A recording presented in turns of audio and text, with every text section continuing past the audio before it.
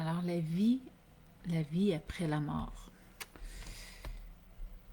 Pourquoi j'ai le goût de venir vous en parler? C'est un sujet qui est quand même assez important, la vie après la mort, mais surtout la croyance qu'on a qui est pour plusieurs faussée et puis et qui peut se répercuter sur vous d'une mauvaise façon. Donc, souvent, et je le vois sur mon Facebook et toutes mes sympathies à ceux qui perdent des gens qui leur sont chers. Vraiment, je suis dans l'empathie la plus totale. Cependant, il y a une croyance qu'il faut qu'on ramène dans une vérité. C'est pas vrai. Et là, je vais venir vous heurter, je suis certaine. Mais allez voir plus loin l'importance de comprendre ça. C'est pas vrai que après la mort, on retrouve enfin le bonheur. Si notre vie a été misérable, qu'on était dans la colère, la frustration, la peine, le ressentiment, c'est pas vrai que les douleurs sont finies.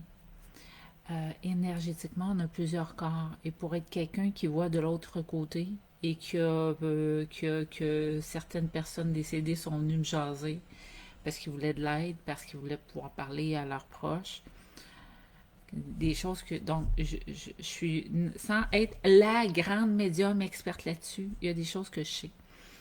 Et ce qu'il faut savoir, premièrement, c'est quand on décède, puis oui, je crois à un certain paradis, mais c'est quoi l'enfer? Donc, sortons des religions. Donc, quand on arrive sur l'autre plan de conscience, on se rend compte de tout ce qu'on a fait, de l'impact que ça a fait. C'est pas Dieu qui juge chez nous.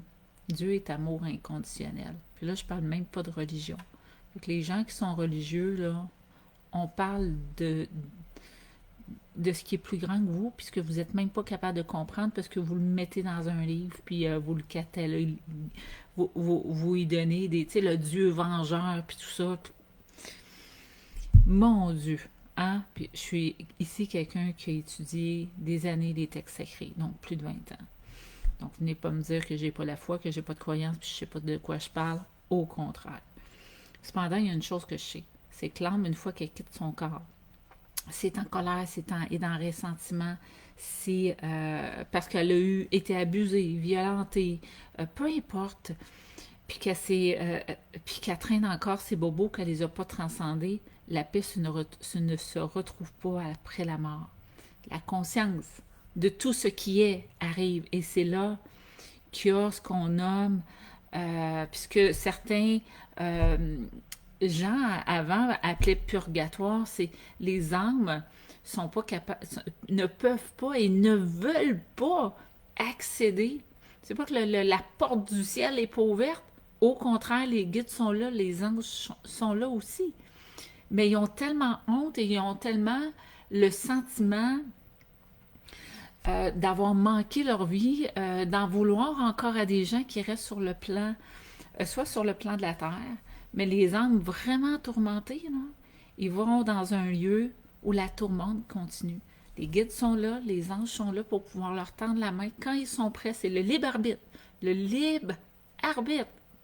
Quand ils sont prêts, à ce moment-là, les anges, les guides peuvent intervenir. De quel droit je vous en parle? Je l'ai vu. C'est pas des choses que je parle nécessairement, mais là, je me suis dit, après avoir vu plusieurs posts, je me suis dit, là, ça fait. Là, ça fait de pas vous dire que tue-toi pas parce que tu es malheureux, parce que si tu penses que ton calvaire va se terminer, tu te trompes d'une façon majeure. C'est ici qu'il faut que tu règles.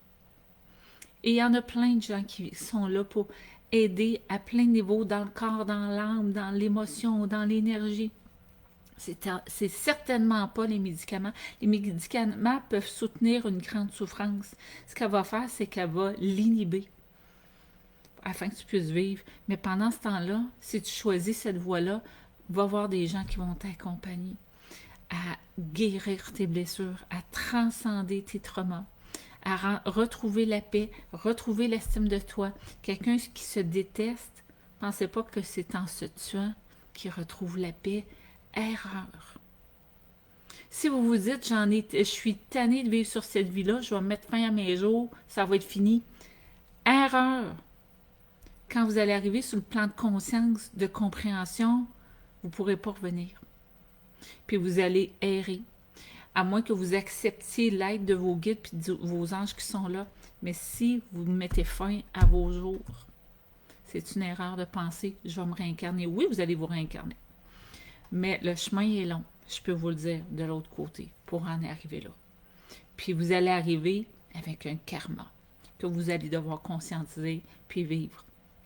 Et la tourmente que vous traînez de plusieurs vies, vous allez devoir la régler là. Donc la mort, c'est pas une fin. Et c'est pas nécessairement les anges, l'amour et tout ça. Puis je vous parle même pas de démons, là. Puis je vous parle même pas de mauvais esprit. Je vous parle de la conscience de l'âme une fois qu'elle quitte. Si elle a quitté dans un mauvais état. C'est pour ça que les Égyptiens voulaient que leur cœur soit léger, comme une plume, avant de quitter, pour s'assurer que le travail avait été fait. Pour s'assurer d'avoir ramené la paix, ramené et l'équilibre du corps. Si vous saviez à quel point que la façon que vous traitez votre corps, vous allez comprendre les répercussions sur l'énergétique et sur l'âme. C'est votre véhicule. Arrivé sur l'autre plan de conscience, là, vous allez avoir pas nécessairement la paix.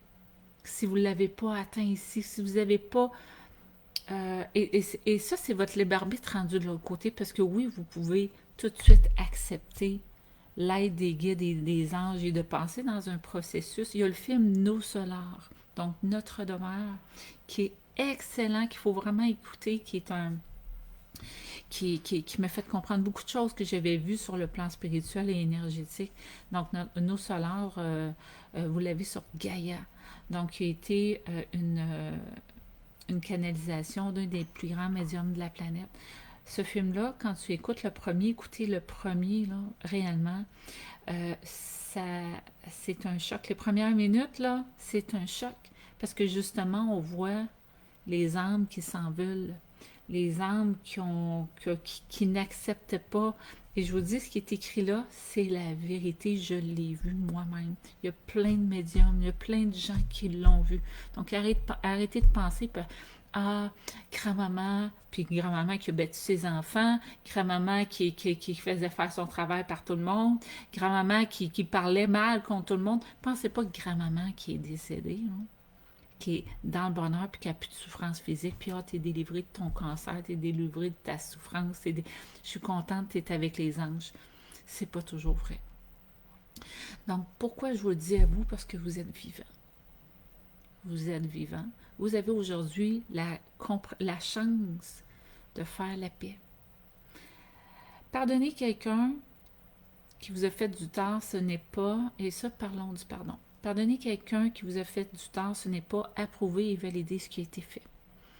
Et ça, j'en ai parlé longtemps, il y a plusieurs années. Et le pardon n'est pas une émotion, c'est un positionnement, c'est une décision. C'est de décider de prendre ce qui nous souffre, ce qui nous fait souffrir, et d'arrêter de le maintenir. Admettons que votre souffrance, c'est une pierre en fusion qui vous brûle, puis que vous le dites, cette pierre-là me brûle, maudite pierre, puis tu sais, Pierre Jean-Jacques, n'importe qui, là. Donc, vous avez une situation qui vous fait enrager, vous l'avez, puis plus que vous la tenez à l'intérieur de vous, plus qu'elle vous blesse, plus qu'elle vous empoisonne, plus qu'elle vous empêche de voir clair. C'est important de le comprendre. Donc, vous pouvez pas dire, vous pouvez pas guérir tant si longtemps que vous ne lâchez pas prise.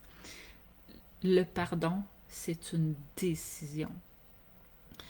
Et à ce moment-là, ce qu'il faut faire, c'est prendre ce qui nous blesse profondément et le déposer. Mais là, la vie, et je peux vous dire, parce que j'ai passé par ce processus-là, la vie va vous dire, ouais, mais t'as mal. Vous l'avez délaissé, là, vous l'avez mis là. T'as mal, tu souffres. Puis il faut dire, non, j'ai pardonné. Non, j'ai pardonné. Et à force de dire j'ai pardonné, c'est pas rationnel parce que vous souffrez, vous avez de la douleur, ça saigne, ça brûle, c'est déchiré.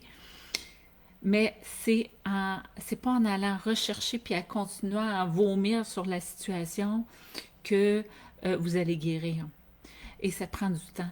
Et à un moment donné, vous allez voir, après vous avoir positionné et arrêter d'aller dans cette voie-là, ce chemin-là, puis vous allez changer votre discours, votre positionnement, vous allez focaliser.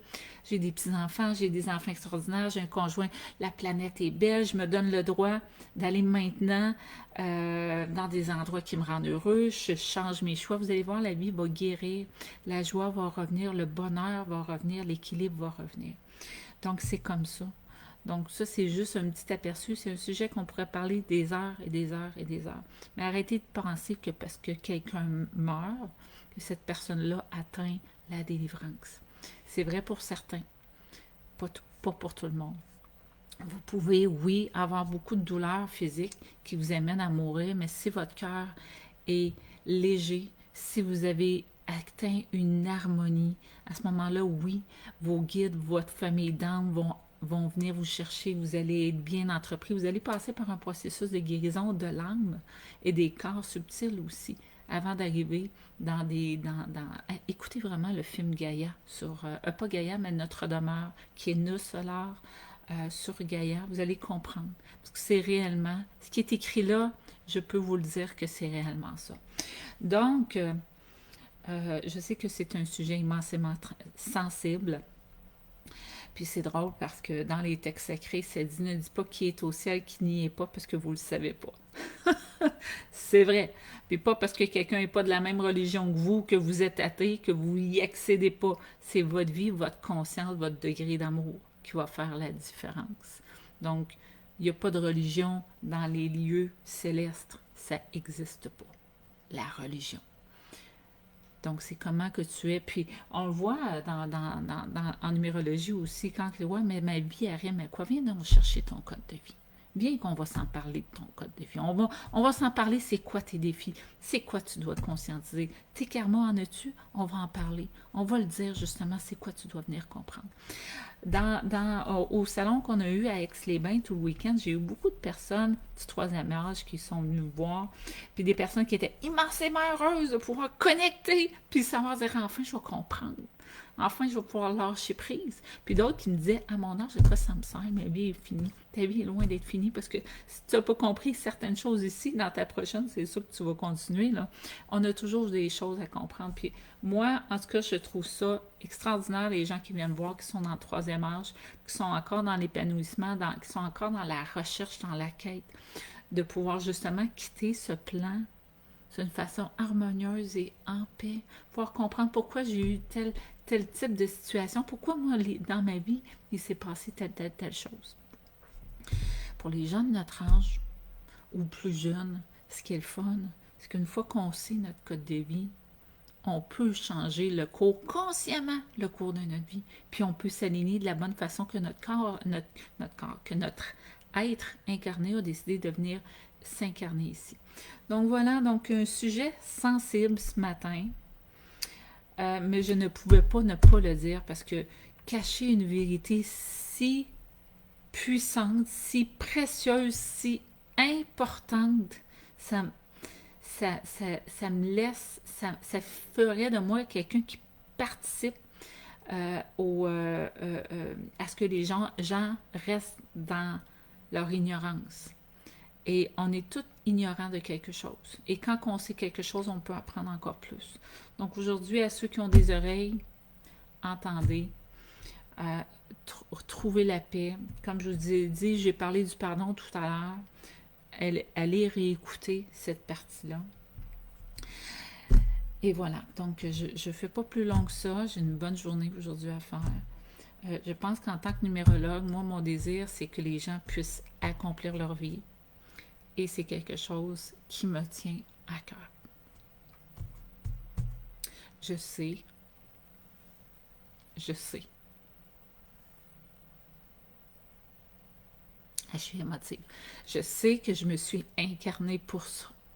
Je sais que je me suis incarnée pour que les gens puissent comprendre ce que tu viens faire sur la planète. Et afin de m'assurer le plus possible de pouvoir donner les outils aux gens qui veulent rentrer dans leur destinée. Se comprendre, guérir, transmuter, enlever les traumas, mais avoir les outils aussi pour pouvoir se propulser et accomplir sa vie.